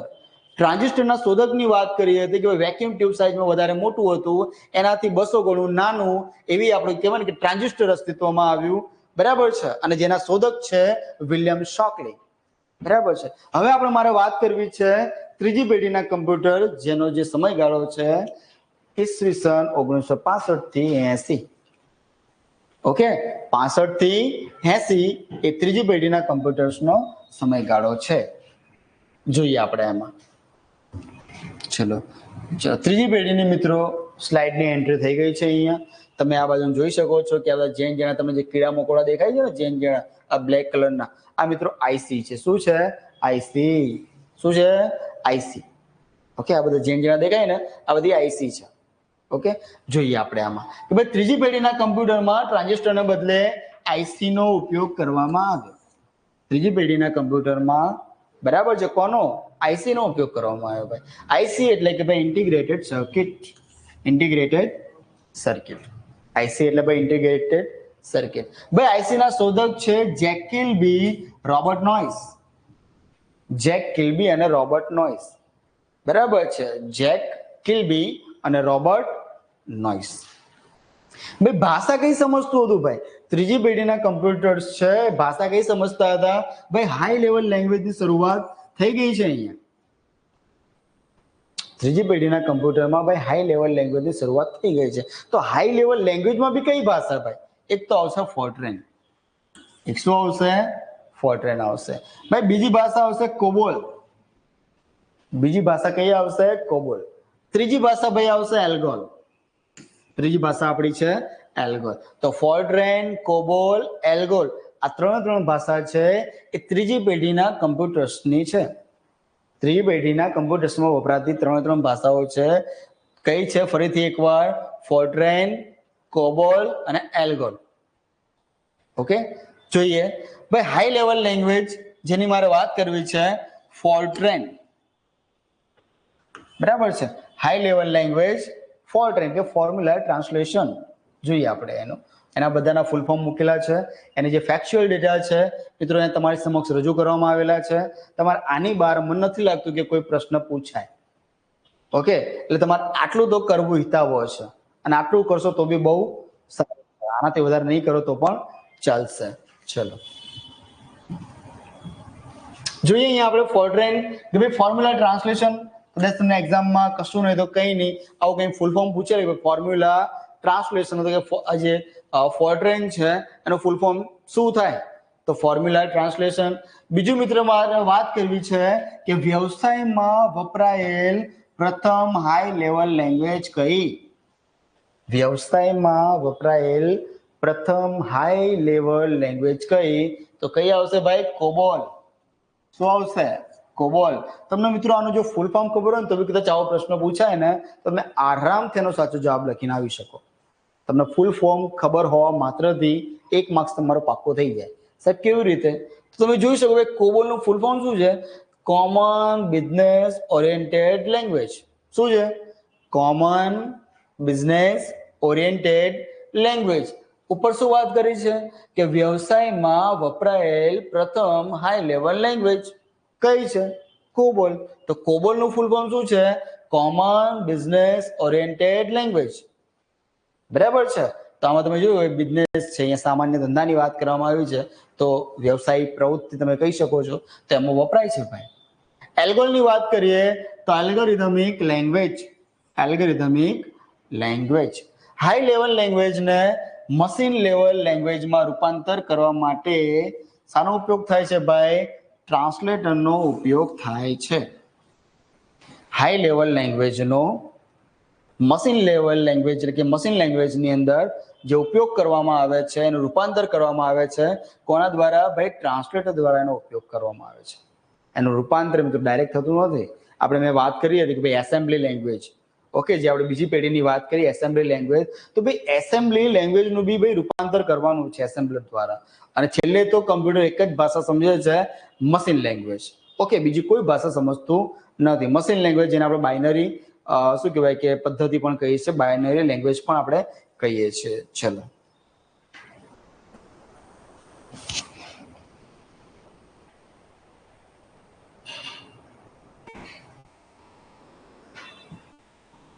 જોઈએ હવે બીજો મહત્વનો શબ્દ. ઓકે, ભાષાની વાત કરીએ આપણે. હવે આપણે વાત કરીશું કમ્પાઇલર. બરાબર છે મિત્રો, એક એક શબ્દ બહુ જ મહત્વના છે. બરાબર છે, એક એક શબ્દ પર ખાસ વજન એટલા માટે આપું છું કે મિત્રો આમાંથી બી કોઈ લાઈનનો ડાયરેક્ટ પ્રશ્ન પૂછાઈ જાય, તમને સીધા એમ પ્રશ્ન પૂછાઈ જાય કે હાઈ લેવલ લેંગ્વેજ ને મશીન લેવલ જે લેંગ્વેજ છે એમાં રૂપાંતર કરવાનું કામ છે કોણ કરે છે, તો ભાઈ કમ્પાઇલર છે. શું નામ છે એનું? કમ્પાઇલર છે. વધીએ આપણે. ભાઈ ઇન્ટરપ્રિટર બી કંઈક આવું કરે છે, તો હા ભાઈ કરે છે. શું કરે છે? તો ભાઈ ઇન્ટરપ્રિટર છે એ હાઈ લેવલ લેંગ્વેજને લાઈન બાય લાઈન, બરાબર છે, આખા આખા પ્રોગ્રામને એક સાથે નથી કરતું ભાઈ, એ એક પછી એક લાઈન ને કરે છે. બરાબર છે. ચલો, શું છે કે ઇન્ટરપ્રિટરનો ઉપયોગ શું છે કે ભાઈ હાઈ લેવલ લેંગ્વેજને લાઈન બાય લાઈન મશીન લેંગ્વેજમાં રૂપાંતર કરવાનું છે. એનું કાર્ય શું છે ભાઈ? લાઈન બાય લાઈન મશીન લેંગ્વેજમાં રૂપાંતર કરવાનું કામ કોનું છે? તો ઇન્ટરપ્રિટરનું છે. જોઈએ આમાં આપણે કે ભાઈ ત્રીજી પેઢીની વાત કરવી છે મારે, કે ત્રીજી પેઢીના કમ્પ્યુટર નીચેનામાંથી કયા કયા છે અથવા કયા નથી. તો તમને ખબર હોવી જોઈએ કે ભાઈ ત્રીજી પેઢીના કમ્પ્યુટરની વાત આવે તો IBM 360, IBM 360 આવશે. ભાઈ PDP 8 આવશે, PDP 11 આવશે. પછી આપણે જોઈએ કે ભાઈ IBM 370 આવશે, કે IBM 370 છે. પછી બીજું છે ભાઈ બોરોગેટ છે 5700, 6700 અને 7700. આ બધા જ કમ્પ્યુટર છે મિત્રો. આ કઈ પેઢીના કમ્પ્યુટર્સના ઉદાહરણ કહી શકાય? તો ભાઈ ત્રીજી પેઢીના. બરાબર છે, કઈ પેઢીના છે? ત્રીજી પેઢીના છે. આ તમે જોઈ શકો છો મિત્રો, આ આપણા કમ્પ્યુટર છે. IBM 360 છે, PDP 8 છે, PDP 11 છે, IBM 370 છે. અને હવે આપણે અભ્યાસ કરવાનો છે ચોથી પેઢીના કમ્પ્યુટરનો. હવે આપણે શાનો અભ્યાસ કરીશું? ચોથી પેઢીના કમ્પ્યુટર. તો ચોથી પેઢીના કમ્પ્યુટરમાં આપણે જોઈએ કે ભાઈ ચોથી પેઢીના જે કમ્પ્યુટર છે ને ભાઈ, ખૂબ મોટા પ્રમાણમાં, બરાબર છે, ખૂબ મોટા પ્રમાણમાં શાનો ઉપયોગ થયો છે ભાઈ? આઈસી. શાનો ઉપયોગ થયો છે? આઈસી. ચોથી પેઢીના કમ્પ્યુટર્સ છે એમાં ખૂબ મોટા પ્રમાણમાં શાનો ઉપયોગ થયો છે? આઈસી, એટલે ઇન્ટિગ્રેટેડ સર્કિટ. બરાબર છે, જેથી તે VLSI કહેવાય છે. VLSI નવું કંઈક લઈને નવું નથી ભાઈ, નવું નથી. જે વસ્તુ તમને ગુજરાતીમાં ઉપર કીધું છે બસ એનું નીચે ઇંગ્લિશ કરવામાં આવ્યું છે. શું છે ભાઈ? તો LSI plus VLSI plus micro processor. આનો ઉપયોગ જે આઈસી છે એનો ઉપયોગ છે કે ભાઈ વેરી લાર્જ સ્કેલ, એટલે કે ભાઈ લાર્જ સ્કેલ ઇન્ટિગ્રેશન. ભાઈ VLSI નો ફૂલ ફોર્મ છે વેરી લાર્જ સ્કેલ ઇન્ટિગ્રેશન, એટલે કે બીજા જે બહુ મોટા પ્રમાણમાં આઈસી નો ઉપયોગ થયો. અને જે કમ્પ્યુટરનો મિત્રો જે સાઇઝ જે તે સમયે એક એક રૂમ જેટલું રોકતી હતી, બરાબર, એ ધીરે ધીરે ચોથી પેઢી આવતા આવતા એ એક રૂમમાં, એટલે કે એક રૂમમાં નહીં, એક નાની આપણી જે હથેળી છે, બરાબર છે, એટલામાં સમાઈ શકે એવા નાના કમ્પ્યુટર અસ્તિત્વમાં આવ્યા છે. બરાબર છે. આ બધું જ છે કોને આભારી છે? ભાઈ આઈસી ને આભારી છે, ઇન્ટિગ્રેટેડ સર્કિટને આભારી છે. ચલો, આ બે ફૂલ ફોર્મ યાદ રાખજો, એક્ઝામમાં પૂછવા યોગ્ય છે. ચલો, અહીંયા મેં વાત કરી છે મિત્રો માઇક્રો પ્રોસેસર. ઓકે, અહીંયા મેં વાત કરી છે માઇક્રો પ્રોસેસર. તમે જોઈ શકો છો માઇક્રો પ્રોસેસરના ઉદાહરણ છે, એને ફોટા છે.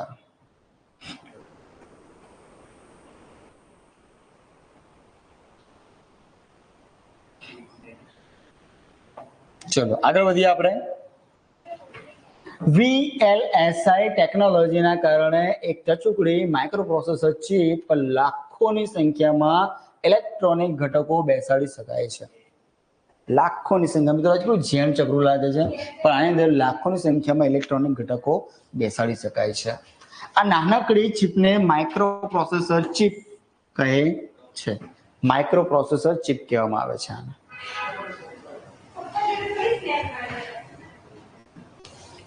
ચલો, માઇક્રો પ્રોસેસર ચિપ કમ્પ્યુટરના સમગ્ર કાર્યનું શું કરે છે ભાઈ? નિયંત્રણ કરે છે. માઇક્રો પ્રોસેસર ચિપ છે એ કમ્પ્યુટરના સમગ્ર કાર્યનું શું કરે છે ભાઈ? નિયંત્રણ કરે છે. જેની શોધ 1969 ટેડ હોફ, શું નામ છે? ટેડ હોફ દ્વારા થઈ હતી. ક્યારે ભાઈ? 1969 ટેડ હોફ દ્વારા થઈ હતી. કોની શોધ? તો ભાઈ માઇક્રો પ્રોસેસરની શોધ કોણે કરી હતી ભાઈ? ટેડ હોફ. ક્યારે થઈ હતી? 1969. ભાઈ સૌ પ્રથમ માઇક્રો પ્રોસેસર કયું હતું? બહુ જ મહત્વનું અને એક્ઝામમાં અવારનવાર પૂછાતો પ્રશ્ન, બરાબર છે, બહુ જ મહત્વનો કે ભાઈ સૌ પ્રથમ માઇક્રો પ્રોસેસર કયું હતું ભાઈ? ઇન્ટેલ 4004. બરાબર છે મિત્રો, મગજમાં કોતરાવી દેજો ઇન્ટેલ ને, બરાબર છે, એક્ઝામમાં પૂછાવ યોગ્ય. ભાઈ ઇન્ટેલ 4004 એટલે કે ભાઈ સૌ પ્રથમ માઇક્રો પ્રોસેસર, પહેલું માઇક્રો પ્રોસેસર ભાઈ કયું હતું? ઇન્ટેલ 4004.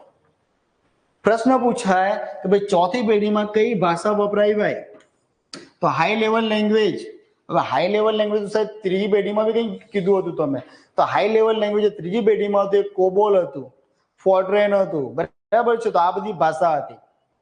ઓકે, જ્યાં તમે જોઈ શકો છો કે ભાઈ આ ચોથી પેઢી છે એમાં કંઈક અજીબ જ તમને દેખાય ભાઈ. સી પ્લસ પ્લસ, જાવા, એસક્યુએલ. ભાઈ આ એસક્યુએલ નું ફૂલ ફોર્મ, બરાબર છે, એસક્યુએલ નું ફૂલ ફોર્મ ભાઈ ક્વેરી સ્ટ્રક્ચર લેંગ્વેજ, બરાબર છે, સ્ટ્રક્ચર ક્વેરી લેંગ્વેજ. આ યાદ રાખજો, આનું ફૂલ ફોર્મ પૂછાય છે, સ્ટ્રક્ચર ક્વેરી લેંગ્વેજ, બરાબર છે, આ ખાસ યાદ રાખજો. આ તમે જોઈ શકો છો ભાઈ ઇન્ટેલ 4004 કંઈક આવું દેખાતું હતું. જે તે સમયે ઇન્ટેલ 4004 કેવું દેખાતું હતું? આવું કંઈક હતું, ઝેણ ચકડું.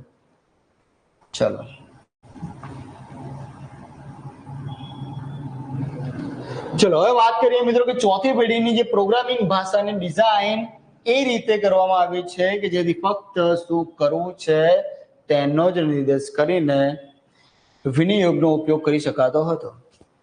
બરાબર છે, બસ ખાલી આપણે એને સૂચના આપી દેવાની, ભાઈ મારે આ વસ્તુ જોઈએ છે, કમ્પ્યુટર તમને એ વસ્તુ બનાવીને આપી દે, બસ મારે આટલી વસ્તુ જોઈએ છે, બરાબર છે, તમને ઓટોમેટિક જનરેટ કરીને આપી દેશે. ઓકે, જોઈએ આગળ. ભાઈ ચોથી પેઢીના કમ્પ્યુટરમાં સુપર કોમ્પ્યુટરનો પણ ઉદ્ભવ થયો ભાઈ, બહુ જ મહત્વનું. ભાઈ કઈ પેઢી એટલે કે કઈ જનરેશનની અંદર સુપર કોમ્પ્યુટર અસ્તિત્વમાં આવ્યું? ઓકે, તો તમને ખબર હોય છે ભાઈ સુપર કોમ્પ્યુટરનું અસ્તિત્વ, બરાબર છે, ને ઉદ્ભવ છે એ કઈ પેઢીથી ભાઈ? ચોથી પેઢીથી થયું. આ સમયગાળા દરમિયાન કમ્પ્યુટર્સ નેટવર્ક ટેકનોલોજીનો પણ ફેલાવો થયો. ભાઈ આ સમયગાળો હતો કે જેમાં કમ્પ્યુટર ટેકનોલોજી, જે નેટવર્ક ટેકનોલોજી એ પણ અસ્તિત્વમાં આવી છે. ઓકે,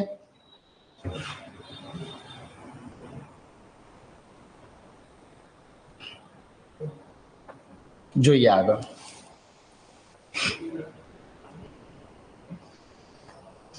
ચલો, જીયુઆઈ ના વિકાસથી કમ્પ્યુટરનો વપરાશ વધુ સરળ બને ભાઈ. GUI graphical user interface, graphical user interface. સાહેબ આ જીયુઆઈ શું છે? તો બીજું કંઈ જ નહીં મિત્રો, તમે જે સ્ક્રીન પર તમને જે બી, તમે માનો કે તમે સેલ ફોન યુઝ કરો છો, તમારો મોબાઈલ ફોન યુઝ કરો છો, તો તમારે જે બી કંઈક એપ્લિકેશનનું કામ છે તો તમારે એ તમને ખબર કીધું પડે ભાઈ આ એ જ એપ્લિકેશન છે, તો એના આઇકોનથી ખબર પડે મિત્રો. શાથી પડે? એનું આઇકન, જેનું ચિત્ર દોરવામાં આવ્યું છે ને મિત્રો, એનાથી આપણને ખબર પડે કે ભાઈ આ જ વસ્તુ છે જેનો મારે ઉપયોગ કરવાનો છે. તો ગ્રાફિકલ યુઝર ઇન્ટરફેસ મિત્રો બીજું કંઈ જ નહીં, જ છે, એક પ્રકારનું આઇકોન જનરેટ કરે છે કે ભાઈ આ વસ્તુ છે ને તમારે આમાં કામ કરવાનું છે. તમને ચિત્ર સ્વરૂપે બતાવશે કે ભાઈ તમારે આની અંદર કામ કરવાનું છે, કે આ જે માધ્યમ છે, કે આ એ જ વસ્તુ છે કે જેનો તમારે કામ છે. ઓકે, અહીંયા તમે જોઈ શકો છો, મેં તમને બતાવ્યું ભાઈ કે અહીંયા કંઈ આઇકોન જનરેટ કરેલા દેખાય છે તમને. આ બધા કેવા છે ભાઈ? આઇકોન છે. આ બધા જે વસ્તુ તમારે જોઈએ છે એ વસ્તુ બહાર આપી દે, એની પર તમે ખાલી ક્લિક કરો એટલે વસ્તુ જનરેટ થઈ જાય, વસ્તુ ઓપન થઈ જાય. ઓકે, તો સામાન્ય અને સરળ રીતે તમે એને યુઝમાં લઈ શકો છો, એટલે કે ભાઈ ગ્રાફિકલ યુઝર ઇન્ટરફેસ. પછી ચોથી પેઢીના કમ્પ્યુટર કયા હતા ભાઈ? આઈબીએમ પીસી, એપલ II અને ક્રાય. ચોથી પેઢીના કમ્પ્યુટર કયા છે ભાઈ? આઈબીએમ પીસી, એપલ II, ક્રાય. આ બધા કઈ પેઢીના છે ભાઈ? ચોથી પેઢીના છે. આ તમે જોઈ શકો છો આ બધા કમ્પ્યુટર છે. આ જે ફર્સ્ટ સુપર કોમ્પ્યુટર જે ક્રાય હતું એની વાત છે અહીંયા. ચલો, પાંચમી અને છેલ્લી પેઢી, બરાબર છે? પાંચમી અને છેલ્લી પેઢી, બરાબર છે? જોઈએ આપણે પાંચમી પેઢી એટલે ભાઈ 1989 થી આજ દિન સુધી. પાંચમી પેઢી એટલે ભાઈ 1989 થી આજ દિન સુધી આ જે પેઢી છે એ છે આપણી પાંચમી પેઢી. શું છે ભાઈ ઉપયોગ? પાંચમી પેઢીના કમ્પ્યુટરમાં શાનો ઉપયોગ કરવામાં આવ્યો હતો ભાઈ? તો તમે દેખાય છે VULSI, પછી શું છે? ULSI છે, પછી SLSI છે, આર્ટિફિશિયલ ઇન્ટેલિજન્સ છે, બરાબર છે? ચાર એક વસ્તુ તમને અહીંયા રજૂ કરો ભાઈ. ULSI છે, પછી SLSI છે, આર્ટિફિશિયલ ઇન્ટેલિજન્સ છે, બરાબર? તો હવે એક પછી એક આ બધાના ફોટા આ શું કહેવાય કે એની ચર્ચા કરી નાખીએ. એના ફૂલ ફોર્મની વાત કરવી છે મારે. ભાઈ ULSI તો ભાઈ ultra large scale integration, ultra large scale integration. ભાઈ બીજું આપણે નામ જોયું ભાઈ SLSI તો super large scale integration, super large scale integration. ભાઈ પાંચમી પેઢીના કમ્પ્યુટરની વાત કરવી છે તો IBM નોટબુક, પેન્ટિનિયમ પીસીસ અને પરમ 10,000, પરમ 10,000 આ બધા એના કમ્પ્યુટરના ઉદાહરણ છે જે એક્ઝામમાં પૂછાવા લાયક છે. આ તમે જોઈ શકો છો ભાઈ IBM નોટબુક છે, IBM શું કહેવાય પેન્ટિનિયમ પીસી છે, પછી અહીંયા પરમ 10,000, બરાબર છે? ખાસ પ્રથમ જે સુપર કોમ્પ્યુટર જે હતું જેનું અસ્તિત્વ એ છે આપણું પરમ 10,000. ચલો, આ જે કોષ્ટક મિત્રો જે મૂક્યું છે ને બહુ જ મહત્વનું છે. કદાચ એક્ઝામની પહેલા કદાચ આની પર નજર બી મારી લો ને તો આમાંથી 1 માર્ક્સ તો તમારો પાક્કો જ છે. 1 માર્ક્સ તમારો આમાંથી પાક્કો છે. જોઈએ કેવી રીતે? તમને અહીંયા પેઢી દર્શાવવામાં આવી છે ને અહીંયા એની લેંગ્વેજ આપેલી છે કે ભાઈ કઈ પેઢીમાં કઈ લેંગ્વેજ વપરાતી હતી. જોઈ લઈએ ફટાફટ. પ્રથમ પેઢીની વાત કરવી છે મારે. પ્રથમ પેઢી શું છે એમાં? ભાઈ પ્રથમ પેઢી છે, ચલો પ્રથમ પેઢી છે તો એની અંદર શું આવશે ભાઈ? મશીન લેંગ્વેજ, બરાબર? એટલે કે બાઇનરી લેંગ્વેજ. પછી બીજી પેઢી છે તો એસેમ્બલી લેંગ્વેજ, બીજી પેઢી છે એસેમ્બલી લેંગ્વેજ. ત્રીજી પેઢીની અંદર આવશે હાઈ લેવલ લેંગ્વેજ, જેમાં આપણે વાત કરી હતી કોબોલ, ફોર્ટ્રેન, બરાબર છે? એની આપણે વાત કરી હતી. ઓકે, પછી આપણે વાત કરીએ ચોથી પેઢી તો ચોથી પેઢીની અંદર SQL આવ્યું ભાઈ, structure query language, SQL structure query language. અને પાંચમી પેઢીમાં મિત્રો જોઈ શકીએ છીએ આપણે કે પાંચમી પેઢીમાં તો શાનો ઉપયોગ થવા લાગ્યો ભાઈ? AI આવી ગયું છે, આર્ટિફિશિયલ ઇન્ટેલિજન્સ, બરાબર છે? ભાઈ પ્રોગ્રામિંગ ભાષાઓમાં આર્ટિફિશિયલ ઇન્ટેલિજન્સનો પણ ઉપયોગ થવા લાગ્યો. શાની અંદર ભાઈ? બરાબર છે ભાઈ પાંચમી જે આપણી જે પેઢી છે, બરાબર, 89 થી આજ દિન સુધી. અત્યારે આપણે મિત્રો ચોથી જે જનરેશન છે એટલે કે ચોથી પેઢી અને પાંચમી પેઢી આ બંનેના કમ્પ્યુટર આપણે અત્યારે વાપરીએ છીએ. ઓકે, ચલો ધન્યવાદ. આપણે મિત્રો આજે આપણે કમ્પ્યુટરનો જે સામાન્ય પરિચય છે એનો આપણે અભ્યાસ કર્યો. સામાન્ય પરિચયનો આપણે અભ્યાસ કર્યો. કમ્પ્યુટરની જે આપણે 4 પેઢી છે એનો આપણે અભ્યાસ કર્યો. એમાં જે કયા પ્રશ્નો પૂછાવા લાયક છે, તમારે કયા કરવાના છે, કઈ વસ્તુ યાદ રાખવાની છે, કઈ વસ્તુ યાદ નથી રાખવાની. કમ્પ્યુટરનો ભાઈ ઉદ્ભવ છે, બરાબર, એનો જે મુખ્ય જે હેતુ છે, એનો ઉદ્દેશ્ય શું છે એની આપણે વાત કરી. ભાઈ 4 પેઢીની આપણે વાત કરી, 5 પેઢી. અત્યારે હાલ આપણે જે કમ્પ્યુટર વાપરીએ છીએ મિત્રો એ ચોથી અને પાંચમી બંને પેઢીના કમ્પ્યુટર વાપરીએ છીએ. આપણે મિત્રો છેલ્લે કોષ્ટક મૂકીને જોયું હતું કે ભાઈ કઈ પેઢીમાં કઈ ભાષા વપરાઈ હતી. મિત્રો કોઈ પણ ભાષા વપરાઈ હોય, બરાબર, ગમે તે ભાષા વપરાઈ હોય, કોઈ પણ પેઢી હોય, બરાબર, પણ છેલ્લે તો હાઈ લેવલ લેંગ્વેજનું મશીન લેંગ્વેજમાં રૂપાંતર કરવું જ પડશે. કેમ કે કમ્પ્યુટર ફક્ત અને ફક્ત મશીન લેવલ લેંગ્વેજ સમજે છે. ભલે સી હોય, C++ હોય, જાવા હોય, ફોર્ટ્રેન હોય, કોબોલ હોય, છેલ્લે એનું રૂપાંતર તો મશીન લેવલ લેંગ્વેજમાં જ કરવાનું, તો જ એ વસ્તુ તમને આઉટપુટ વ્યવસ્થિત મળશે, બાકી નહીં મળે. બરાબર છે. એને આપણે વાત પણ કરી કે ભાઈ એસેમ્બલી લેંગ્વેજ છે તો વચ્ચે ભાઈ એસેમ્બલર મૂકવું પડે. બરાબર. ઇન્ટરપ્રિટરની વાત કરી મિત્રો આપણે, એ શું છે? તો આ બધા જ પ્રશ્નો આપણે નેક્સ્ટ લેવલ જ્યારે લેક્ચર આવશે ત્યારે તમને હું જ્યારે બી ઓનલાઈન આપણે લઈશું તો એ પ્રશ્ન પૂછવામાં આવશે, અથવા તમે કોમેન્ટમાં મને જવાબ આપજો. બરાબર છે કે ભાઈ મશીન જે લેંગ્વેજ છે, બરાબર, જે હાઈ લેવલ લેંગ્વેજ છે, એના રૂપાંતર કરવા માટે કઈ કઈ બાબત વપરાય છે એની તમારે વાત કરવાની છે. બીજું તમારે જવાબ આપવાના છે અને જોયા વગર આપવાનો પ્રયત્ન કરવાનો મિત્રો, કે ભાઈ પ્રથમ પેઢી છે, બીજી પેઢી છે, ત્રીજી પેઢી છે કે ચોથી છે કે પાંચમી છે. આ તમારે છે ને એને જોડકું એક જાતે બનાવવાનું કે ભાઈ પ્રથમ પેઢીનું કોમ્પ્યુટર હતું, એક એક શબ્દમાં તમારે એક એક એરો લખીને લખી દેવાનું કે ભાઈ આટલી આટલી બાબત આમાં ઇમ્પોર્ટન્ટ છે. તો આ તમારે જાતે નોટ્સ બનાવવાની રહેશે. બરાબર. તો અહીં આપણે મારી વાતને આપણે વિરામ આપું છું અને નજીકના જ ભવિષ્યમાં આપણે ફરીથી મળીશું. તો અસ્તુ, જય હિન્દ, જય ભારત.